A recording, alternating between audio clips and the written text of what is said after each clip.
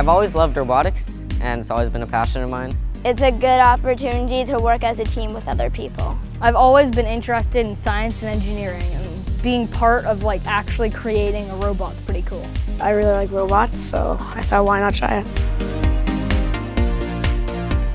First, we really learn about robotics in general, different parts and kind of the basics of it.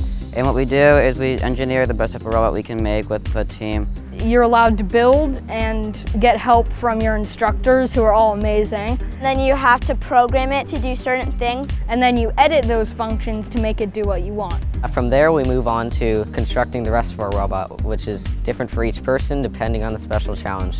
The first one for lower camp was high-intensity irrigation based off of drip irrigation.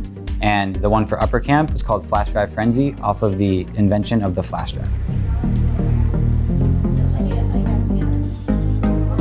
We've seen elevator robots, 4-bar robots, robots with different drivetrain wheels, some robots that have broken a little bit, but that's okay.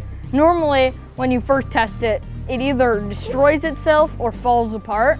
Yeah, things tend to fail a lot.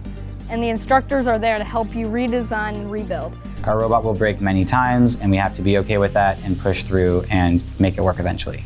We can take the idea of having multiple mechanisms in the same area, take that and adapt it to our robots. Stop the clock! Stop the clock! The name of our robot is Wally. My robot's name is the Shmulik. Our robot is Mr. Guaco because our team is Guacalicious. I definitely would like to come back next year. I plan on coming back every year, if I can. I had a blast teaching everyone this summer, and I can't wait to see everyone next year.